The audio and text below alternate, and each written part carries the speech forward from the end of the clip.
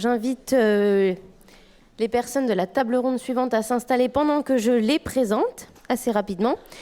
Donc, Charlotte Labbé, responsable de la cellule régie des collections et de la conservation préventive au Musée de Bretagne, à Rennes. Sylvie Maillard, chargée de la conservation préventive aux réserves du Musée des Arts et Métiers de Paris. Héloïse Quetel, responsable des collections médicales et d'anatomie pathologique et du patrimoine artistique pour le pôle collection scientifique et patrimoine de la Sorbonne, et par ailleurs conservatrice restauratrice spécialisée dans les restes humains et les matériaux organiques. Gladys Garcia, responsable de la régie des collections au Musée de l'Air et de l'Espace. Et enfin, Anne-Laure Rameau, chargée de mission de conservation préventive pour les musées de Clermont-Auvergne Métropole, à qui je laisse la parole. Merci Solène. Donc on est en retard, donc je vais un peu chanter mon introduction, mais c'est pas grave, le plus important c'est plutôt les échanges. Donc on a vu un certain nombre de types de collections dans les présentations des collègues. Sur cette table ronde, en fait, nous avons voulu aborder la question des collections qu'on a dit spécifiques. Alors vous en avez en fait tous dans vos collections, mais c'est vrai que dans la littérature, ce ne sont pas forcément les typologies les plus abordées. Donc ça va être des collections qui présentent un risque et des collections qui sont hors format et ou pondéreuses. Alors, si on a des collègues de muséum, évidemment, ça leur sera beaucoup plus familier puisque des collections dites à risque, il y en a beaucoup dans les muséums. Sur les articles en fait accessibles sur type OSIM, dans des revues accessibles par tous, vous trouverez depuis 2008-2009 des articles sur les biocides, sur la pollution dans les collections des muséums. Mais il nous a semblé que c'était important de rebalayer cette thématique de comment prendre en compte ces collections, les risques qu'ils font courir aux agents principalement dans l'aménagement des réserves. Donc chacune des participantes va se présenter avec un petit PowerPoint. Donc je dois avoir le pointeur quelque part. Donc la première à parler normalement est Gladys Garcia. Donc si on peut lancer son PowerPoint. Alors, je suis responsable de la régie des collections au Musée de l'Air et de l'Espace depuis seulement 3 semaines. Et en fait, je représente aujourd'hui ma responsable Agnès Mirambet Paris, qui est au DSC. Et elle ne peut être là aujourd'hui en raison d'un impératif professionnel. Néanmoins, j'ai effectué un stage au Musée de l'Air et de l'Espace en conservation préventive du patrimoine il y a 2 ans, durant 4 mois. Oui, c'est beaucoup. Aussi, je suis quand même en connaissance des problématiques, des collections, des gestions des réserves. Concernant mon parcours, j'ai une formation en histoire de l'art et en conservation préventive du patrimoine. J'ai effectué plusieurs stages, dont le dernier était auprès de Gaëlle de Guichin, pour le programme Réorg et l'ICROM. Et j'ai eu dans ce cadre-là la chance de participer à la mission Sens que Dorothée nous a présentée tout à l'heure. Concernant le musée, il est partagé sur 2 sites, les bâtiments d'exposition au Bourget qui représentent 15 000 m² et les réserves à Duny, 13 000 m², avec une collection de 39 000 objets, dont 400 aéronefs. Par rapport à l'équipe, nous sommes 3, Déborah Boucher qui est technicienne de régie, Arthur Pruvot qui est régisseur et moi-même. Oui, parfait. Concernant les collections, alors on a des collections qui sont plutôt classiques, d'une part, avec des uniformes, des maquettes, de l'art graphique, des photographies, des jouets, des objets d'art, etc. Et des collections un peu plus particulières et spécifiques, comme des aéronefs, des avions, des ballons, des hélicoptères, 2 Concorde de 61 mètres de long, un Boeing 747, un Airbus A380, puis des moteurs d'avion, ça représente 20 kg à 1500 kg, des propulseurs, des engins spatiaux, mais également des maquettes. Alors quand je dis maquettes, ça peut être des maquettes échelle 1, donc comme les lanceurs Ariane 1 et 5, qui font 50 mètres de haut. Grosse maquette. Donc après, on donne la parole à Charlotte, je crois. Donc moi, je suis responsable de la régie et de la conservation préventive au Musée de Bretagne à Rennes. Donc mes missions que j'énumère un peu ici, c'est bien sûr tout ce qui relève du constat d'état en réserve, la bonne conservation des collections en réserve bien sûr, et puis tous les chantiers qui nous occupent en ce moment, parce qu'on a aussi nous un projet de nouvelles réserves qui sont censées ouvrir en 2026. Donc voilà, on est en ce moment en travail avec un assistant à maîtrise d'ouvrage qui nous aide en fait sur des chantiers à la chaîne de conditionnement. Donc j'en fais partie bien sûr, et il y a tout un travail par ailleurs de planification et d'encadrement d'équipe. Nous sommes 4, disons que nous sommes 3 titulaires. Il y a une chargée de conservation préventive, une chargée d'entretien des collections. Il y a une personne en plus qui est en contrat renfort à temps plein. Et puis il y a également avec nous une personne qui est en mi-temps, en reconversion à mi-temps, qui nous aide sur des activités manuelles. Et puis une personne en stage chaque année pendant 6 mois. Il y a également aussi des activités de valorisation des collections par des visites, notamment trimestrielles de réserve. Voilà, donc les réserves, en fait, les collections, elles sont très disparates, très éclectiques. On a plus de 800 000 items estimés. Nous avons 4 lieux de conservation, stockage. On a globalement des réserves qui sont très satisfaisantes sur site. On a 720 mètres carrés de réserves sur le site des Champs Libres. Grosso modo, à Rennes, c'est un grand site multifonction qui s'appelle les Champs Libres. Il y a une bibliothèque, il y a un espace des sciences et il y a le musée. Et donc, il y a les réserves qui sont en sous-sol. Donc là, on y garde un petit peu tout ce qui est textile, art graphique, peinture, photo, dont je parlerai tout à l'heure, et monnaie. Et puis, nous avons des réserves extérieures qui sont dans un hangar qui n'a pas été prévu pour conserver des collections. On a 1200 mètres carrés. Là, on y a des mobiliers, des collections archéologiques, lapidaires qu'on a déménagées depuis, gros volume, et collections de vie professionnelle et vie domestique. Et par ailleurs, on a 2 locaux de stockage. Un local de stockage où on a installé juste des déshumidificateurs, et puis un autre local de stockage où là, on a rien. On a une alarme, voilà, mais sinon pour le reste, on n'a rien. Et c'est très disparate. Et là, il va falloir qu'on fasse une grosse opération de restauration, anoxie, inventaire, par ailleurs aussi. Voilà, on peut passer à la suite. Et donc, ce qui m'amène, moi, ce dont je vais vous parler aujourd'hui, c'est plutôt les collections en nitrate de cellulose. Alors, c'était pas cette image-là que... j'avais changé d'image, mais du coup, voilà, je pense que ça, c'est plutôt des acétates, en fait, sur la photo. Mais voilà, donc je vais vous parler des nitrates de cellulose parce qu'en fait, on conserve... on pensait à la base plutôt 400 000 négatifs photographiques. Et puis finalement, ça se rapprocherait plutôt des 500 000 négatifs. Et sur ces 500 000 négatifs, 1/5 à peu près sont des nitrates.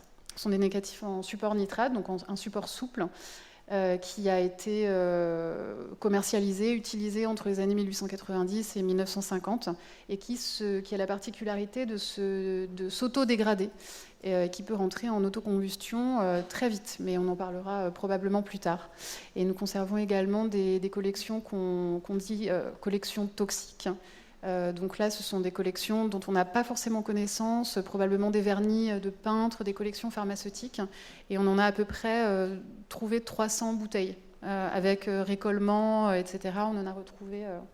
Et puis on a également des collections qui sont ou ont été amiantées, mais ça, je m'attarderai moins là-dessus parce que tu en parleras aussi.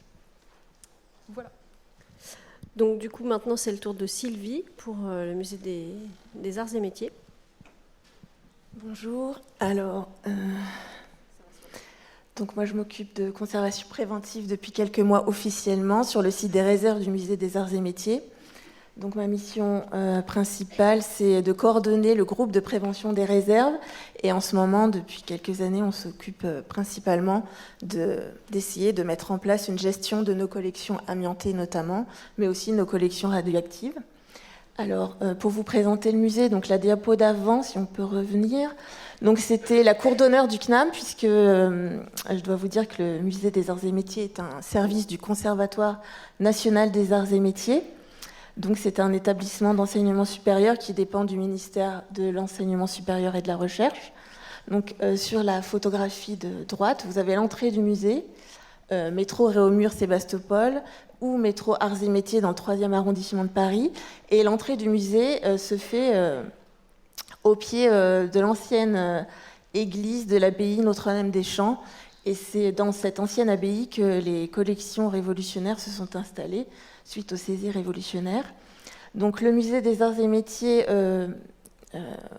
conserve des collections scientifiques et techniques, donc à peu près de la fin du XVIIe à nos jours. Et les thématiques sont l'instrumentation scientifique, la construction, l'énergie, les transports. Donc on peut passer à la deuxième diapo, voilà.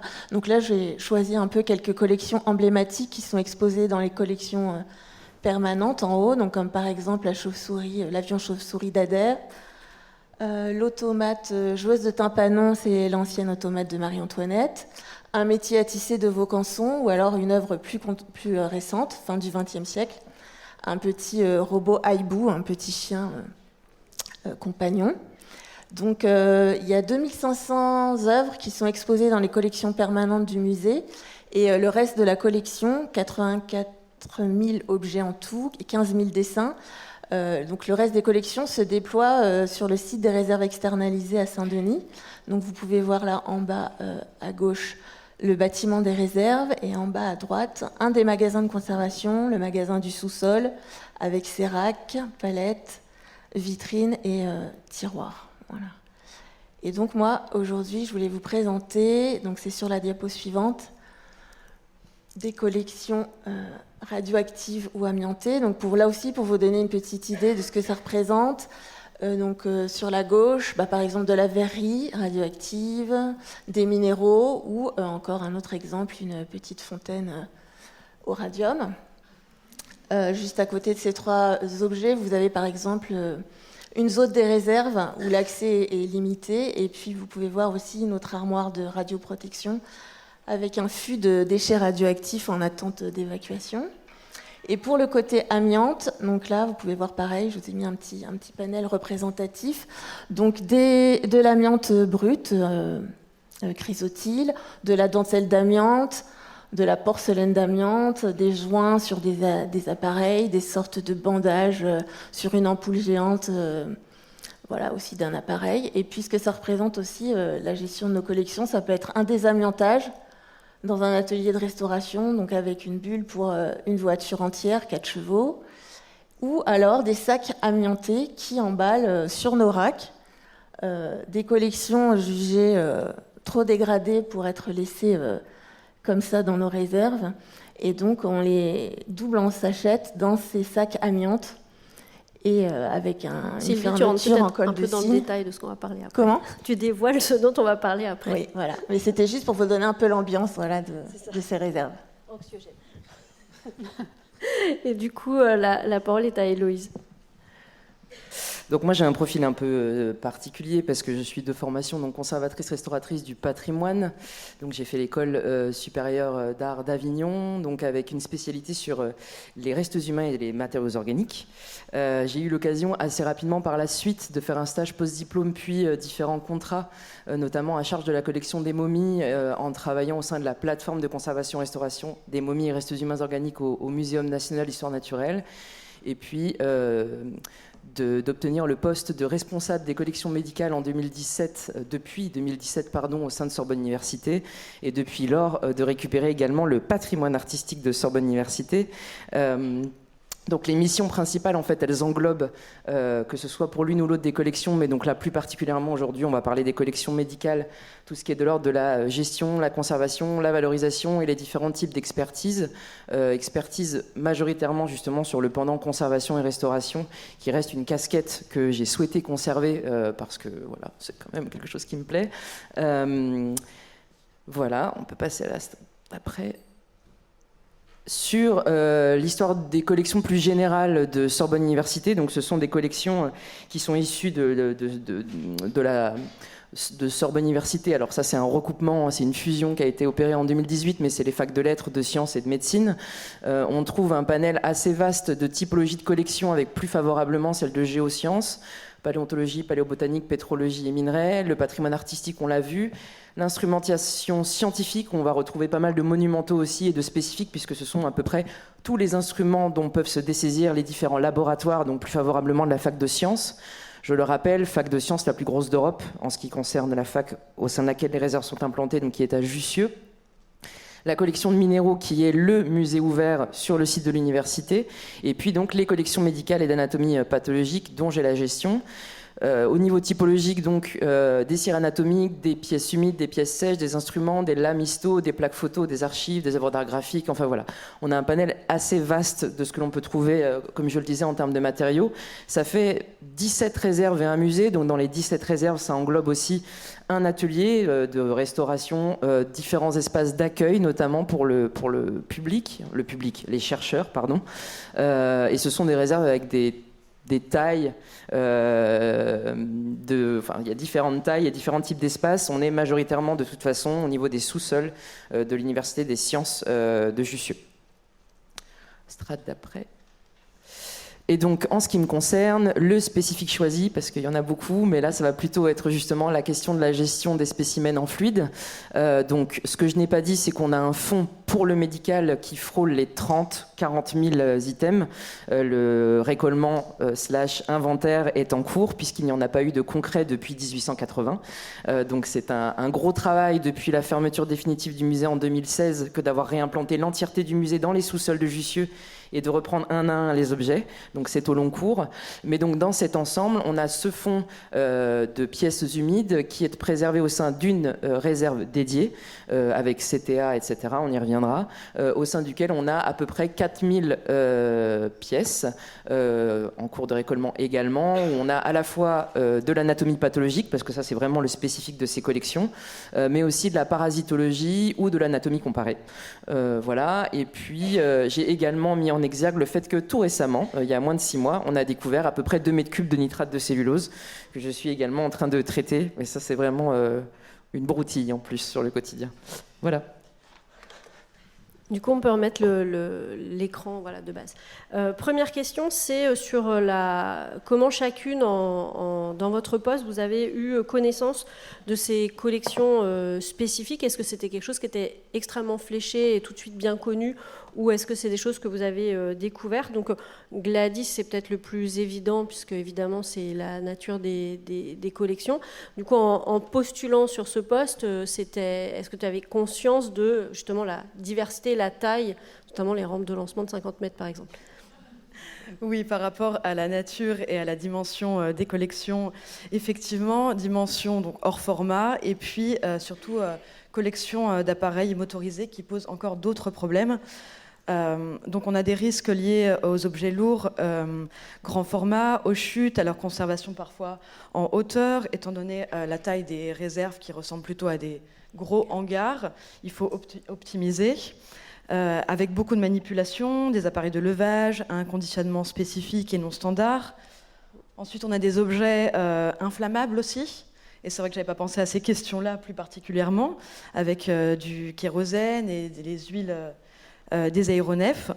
On a la question aussi des armements à bord des avions militaires, comme le Jaguar. Et puis forcément, les risques d'encrassement, de corrosion dus à l'exposition extérieure des avions.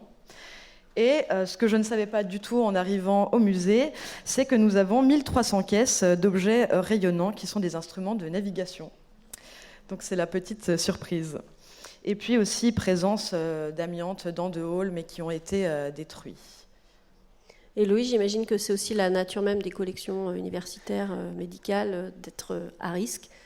Oui. Alors après, du coup, le spécifique, en plus d'avoir fait une formation en conservateur-restaurateur, on a les 2 mains dedans au sens propre. Donc, du coup, c'est des choses que l'on connaît. Par contre, moi, mon spécifique, c'était plutôt sur les pièces sèches. Donc, j'avoue qu'il a quand même fallu se former au long cours pour pouvoir mettre les 2 mains dedans sur les pièces humides, au-delà de la gestion quotidienne.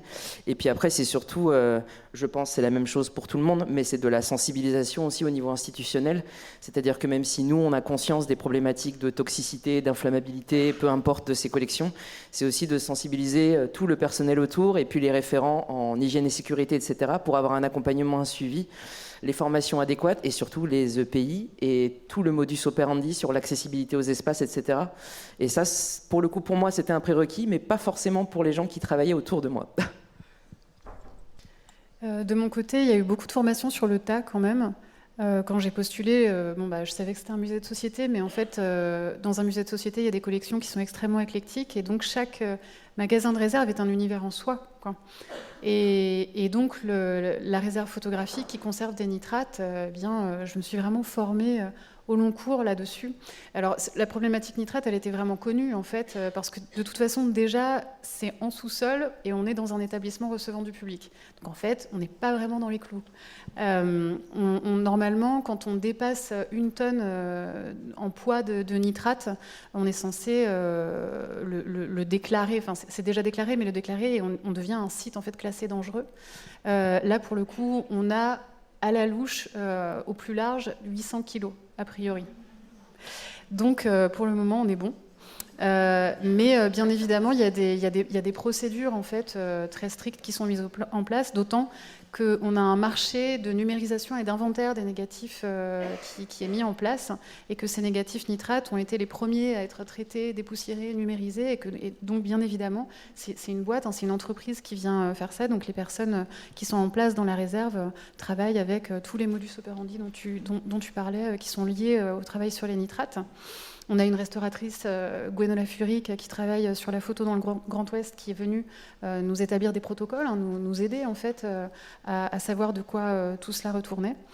Et puis pour le reste, pour les collections de toxiques dont j'ai parlé, en fait, on avait commencé à faire un travail là-dessus. On a sorti toutes ces collections-là dans le but de savoir comment les transporter en fait pour notre déménagement dans les nouvelles réserves.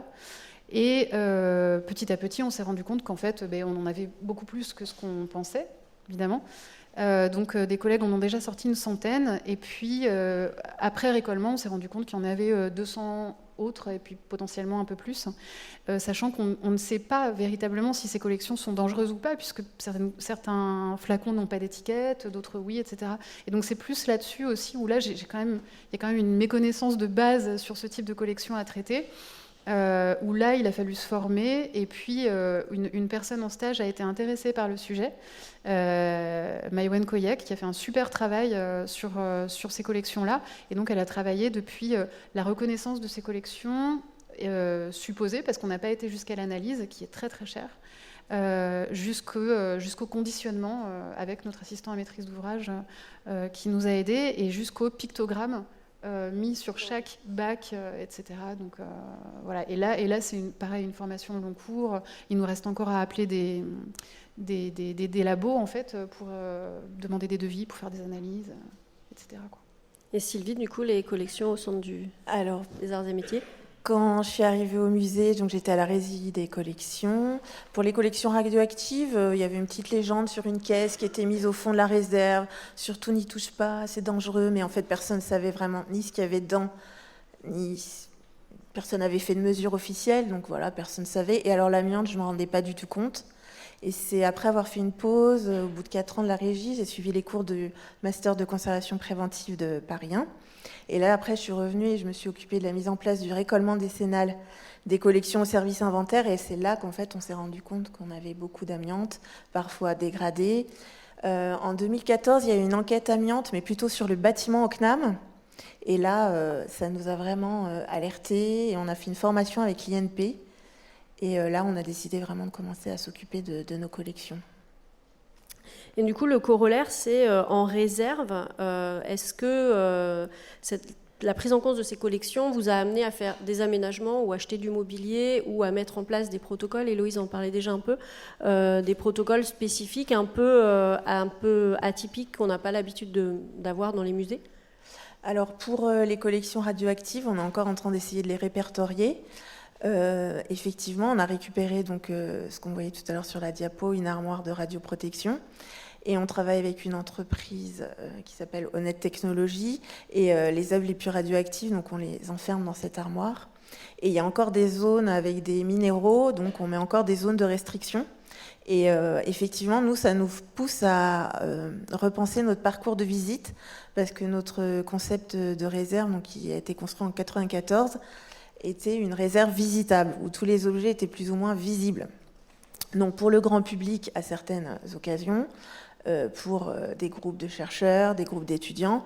Donc on fait beaucoup de visites, et effectivement, il faut réfléchir à si certains endroits sont un petit peu sinistrés, il faut changer le parcours de visite. On va peut-être pas emmener les visiteurs dans les endroits où il y a plein d'affichettes amiantes, puisqu'on signale donc, sur les œuvres.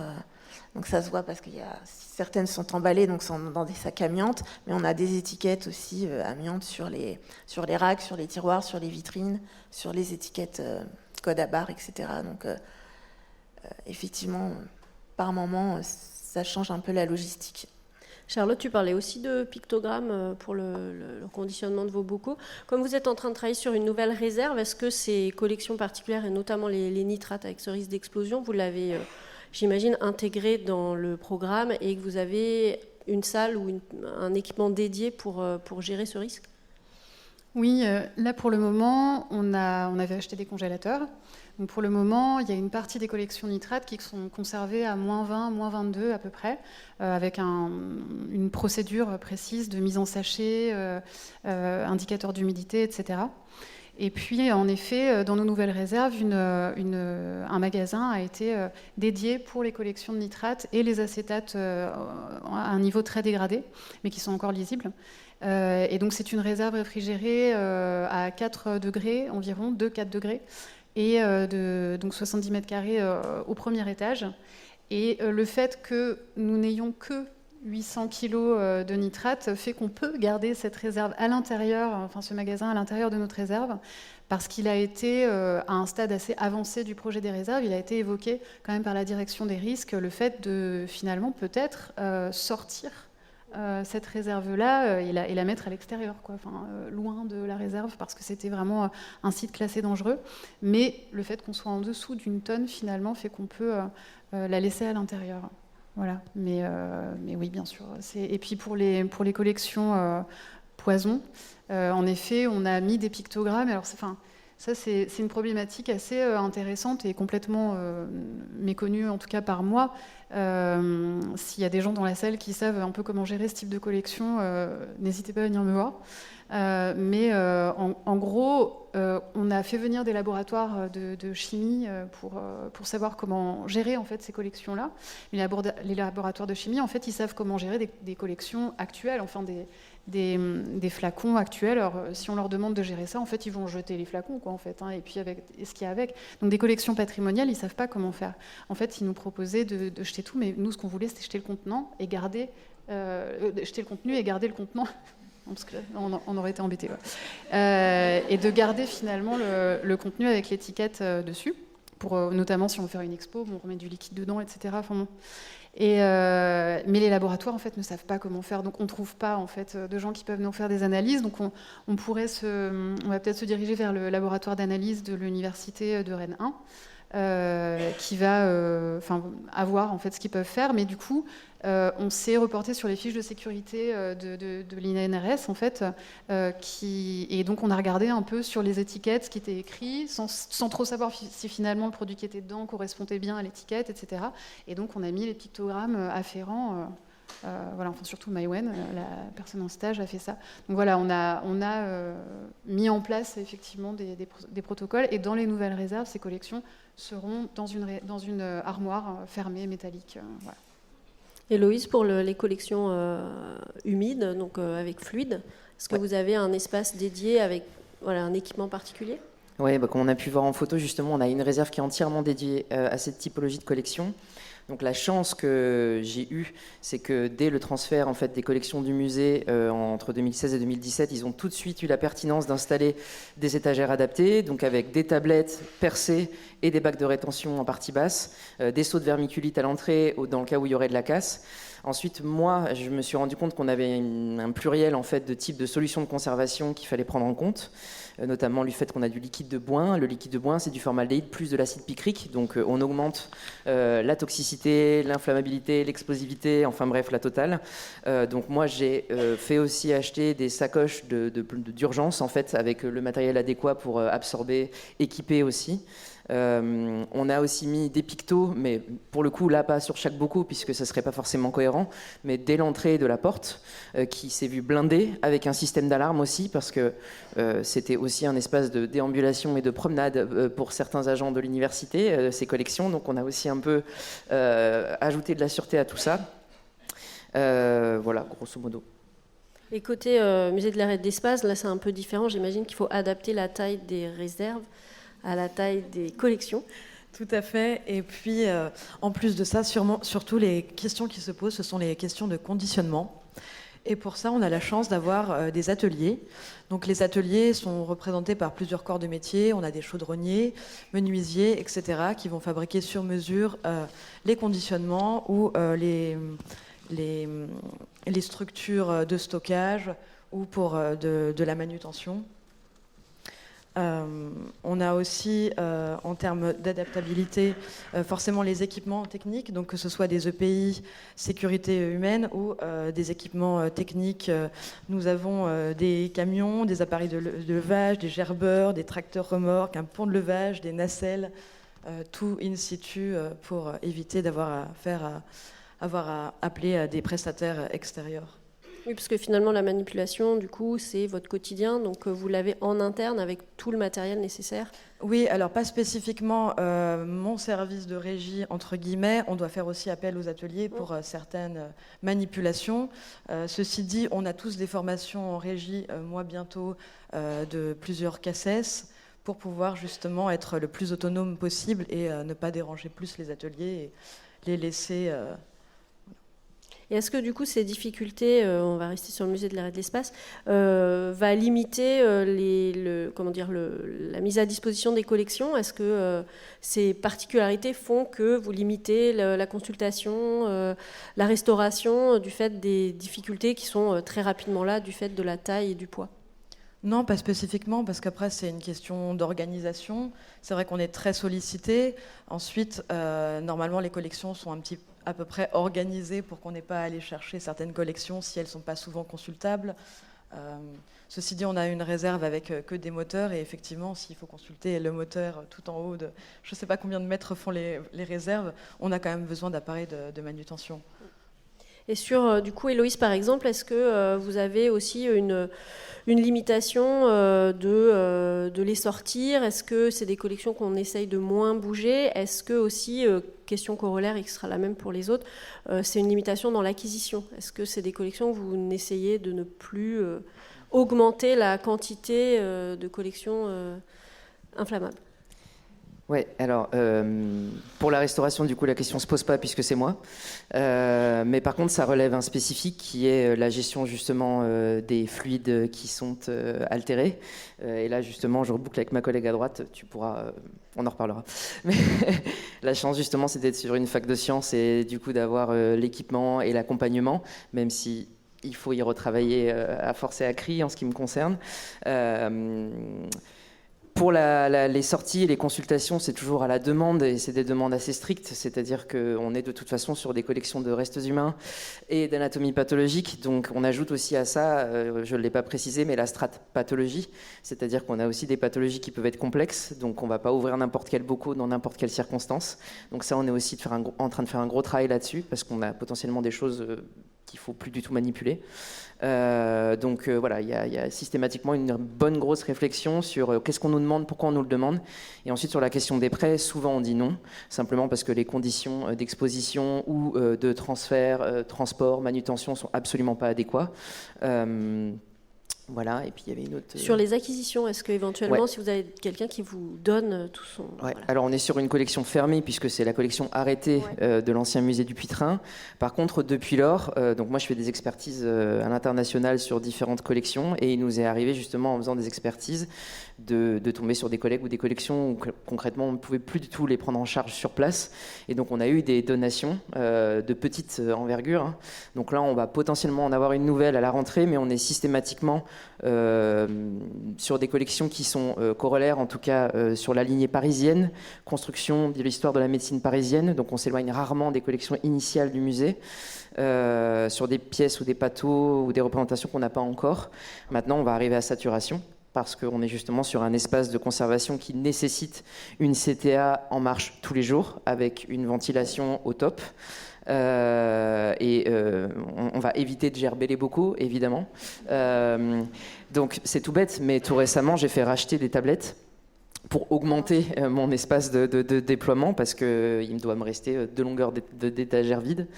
Donc plus grand-chose en termes de mètres linéaires. Donc de fait, les collections déjà de base ne sont pas faites pour s'accroître. Et ensuite... voilà, il faudra potentiellement avoir des sous en plus pour faire une seconde réserve dans le même cas, mais avec toutes les problématiques de gestion à l'échelle de l'université dont j'ai déjà parlé. C'est-à-dire que ça ne me touche plus moi forcément, mais c'est qu'il faut qu'on m'accompagne ensuite dans ce que ça pourrait générer sur la cartographie des risques à l'échelle de l'université des sciences, qui présente déjà des ponts un peu costauds en termes de problématiques. Charlotte, notamment vous, par rapport à l'accroissement des collections que vous avez pu prévoir sur la nouvelle réserve, est-ce que ces collections spécifiques, vous mettez un frein du fait de la technicité de la conservation ? Oui, alors pour la photo, très clairement, en fait, le fait qu'on soit à la limite de la tonne, clairement, on ne va plus en acquérir, enfin normalement. Normalement, on devrait ne plus acquérir de nitrate. Après, on a près de 500 000 négatifs. Donc, en fait, la politique d'acquisition du musée, elle s'est beaucoup faite autour des négatifs photographiques. On a beaucoup récupéré de collections artistiques, de collections de photographes de bourg. Et puis, bon, après, là, on rentrerait dans un autre débat qui est est-ce qu'il faut acquérir la totalité d'un fonds photographique d'un photographe ? Ça, c'est autre chose. Et aussi dans le débat de faut-il tout acquérir ? Comment ? Pourquoi ?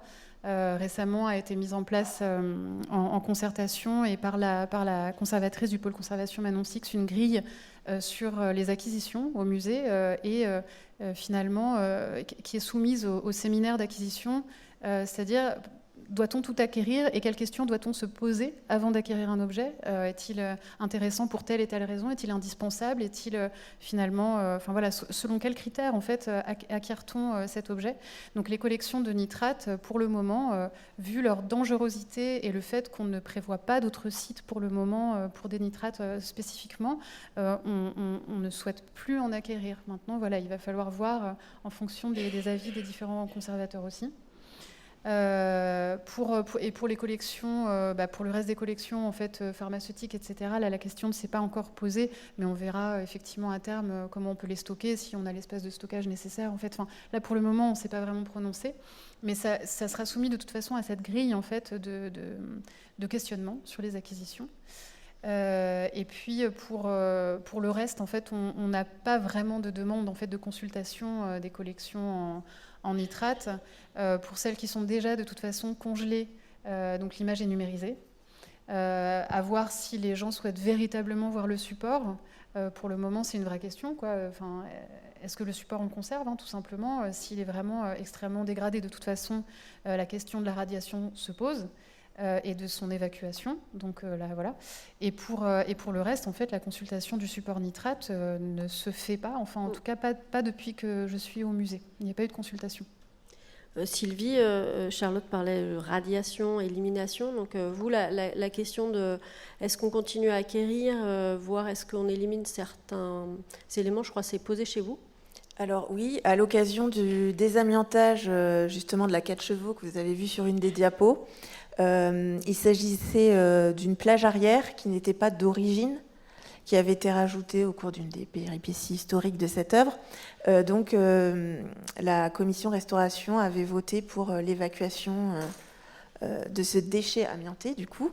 Mais c'est vrai qu'on se pose beaucoup de questions et pour l'instant c'est la seule œuvre, partie d'œuvre qu'on a considéré comme déchets amiantés, mais on se pose beaucoup de questions sur l'avenir de ces collections, selon leur état aussi. On est en train de rédiger donc une procédure de gestion et donc il y a des points sur l'acquisition. Pas plus tard qu'hier, il y a un de nos restaurateurs qui est allé chez un particulier vérifier un poste de télévision et on va peut-être faire des analyses parce qu'il y a 2-3 petits soupçons peut-être d'amiante et effectivement on voudrait vérifier avant de faire venir l'œuvre aux réserves, d'être sûr qu'il n'y a pas d'amiante. Donc en fait ça rentre dans une sorte de grille, ce dont parlait Charlotte, une sorte de grille d'analyse des acquisitions, la dangerosité. Par exemple, la présence d'amiante va rentrer en compte, vous, dans la politique d'analyse des acquisitions. On aimerait bien, oui. On pose de plus en plus la question et là on a vraiment commencé sur les dernières acquisitions là. Il nous reste une petite minute. Je voudrais juste très rapidement vous demander en termes de suivi de prévention, puisque Héloïse mentionnait les services de prévention de façon générale. Est-ce que ces dangers des collections sont bien pris en compte par les services de prévention et sur le suivi des agents, notamment les agents sur les collections ? Nous, il y a une partie qui est très bien prise en compte. Par exemple, le CNAM a été très réactif au moment où on s'est retrouvé lors de la restauration de cette 4 chevaux, donc des restaurateurs extérieurs, un groupement s'est retrouvé face à cette plage amiantée qui n'avait pas encore été détectée. Et donc là, ça a déclenché tout un tas d'opérations. Donc fermeture de l'atelier, des tests d'ambiance, des tests lingettes des surfaces, un gros chantier de désamiantage. Et puis tout s'est enchaîné, tous les personnels depuis ont été formés, opérateurs amiante, encadrants amiante, des tests d'ambiance ont été faits aussi dans les galeries du musée, dans toutes les réserves. Donc là-dessus, oui, on a été très suivis, mais ensuite sur la gestion même, l'organisation, là on est beaucoup moins suivis parce que, en fait, je pense que les services considèrent qu'on est formé, donc que c'est facile et que maintenant presque tout est fait. Donc là, c'est un peu plus compliqué. Et on a par exemple j'ai vu avec le médecin de prévention du CNAM, on doit remplir des fiches individuelles d'exposition. Donc je ne sais pas si vous faites ça vous, dans vos musées respectifs. Et là, ça n'avait jamais été fait. Donc j'ai apporté il y a quelques mois un paquet énorme de chaque personnel qui avait rempli ses fiches individuelles d'exposition. Et là, oui, elle s'est dit, ah oui, il faut peut-être qu'on mette en place quelque chose. Donc on les rencontre la semaine prochaine pour voir quel suivi peut être mis en place pour les équipes. Est-ce qu'il faut s'équiper plus voilà. Héloïse, je voyais que tu acquiesçais sur les fiches d'exposition. Ouais, alors en fait, nous, on voit la médecine de prévention tous les 2 ans. Et en fait, donc, j'ai pas précisé tout à l'heure, mais dans le pôle, on est 10 agents en tout. Et donc, on cumule à peu près toutes les problématiques qu'on peut trouver, puisqu'on a aussi de l'amiante et donc de l'amiante natif, les problématiques de radioprotection, radon, tout le tralala, plus les problématiques de mon côté, etc. Et donc du coup, on a tiré une sonnette d'alarme assez rapidement parce qu'on a tous été un petit peu formés, dont une collègue spécifiquement en radioprotection qui accompagne les collègues du musée des minéraux plus favorablement sur ces questions-là. Bref, et en effet, on a ces fiches individuelles qui recensent comme ça les différentes problématiques. Tu ne peux pas en mettre plus de 10 par fiche, donc nous, on a 3 fiches par personne. Parce qu'en fait, on passe dans tous les espaces possibles et les réserves, et donc on a un cumul, donc on a batterie d'examen, là j'en sors, pour savoir si tout va bien, parce qu'on cumule trop en fait. Voilà. Charlotte, du coup, je ne sais pas si ça se prête, vous, à vos collections. On a un peu de tout aussi, on a un petit peu d'amiante, un petit peu de plomb, etc., mais dans une moindre mesure, bien sûr. Mais pour les nitrates, il y a des protocoles qui sont mis en place, hein, c'est bien connu. Donc là, on ne travaille pas plus de 3 heures sur les nitrates, on travaille avec un masque à cartouche, évidemment avec blouse, gants nitrile, gants jetés à chaque session de travail. Voilà. Donc tout ça, c'est connu. Il y a des protocoles de neutralisation des déchets. Quand c'est une entreprise spécialisée qui vient chercher les déchets, qui les neutralise en les mettant dans de l'eau, en mettant les nitrates dans de l'eau, etc. Donc tout ça est bien connu et vérifié. Et il y a des laboratoires d'analyse qui passent régulièrement, là il faudrait qu'on le fasse, pour mesurer les taux d'acide nitrique et de dioxyde d'azote dans l'air, qui sont ceux qui peuvent causer irritation, maux de tête, nausées, si on reste trop en contact avec ça. Donc ils mesurent les taux, mais on est bien en deçà des taux pour le moment. Donc voilà, il n'y a globalement pas de danger. Gladys, si tu veux ajouter un dernier mot, peut-être vous plutôt justement sur les CACES et le suivi de tout ce qui est recyclage. Non, j'allais réagir sur justement les collections rayonnantes, parce que là-dessus, le musée a beaucoup travaillé. On a été suivi par le musée Curie pendant 1 an, et puis la société Nuvia, qui est venue chaque jour mener des mesures sur la radioactivité des 1300 caisses et d'instruments de navigation.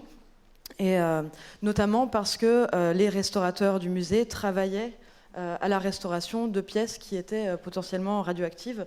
Donc ça a sonné l'alarme et ça s'est mis assez rapidement en place. Aujourd'hui, les collections dangereuses sont quand même isolées, signalées.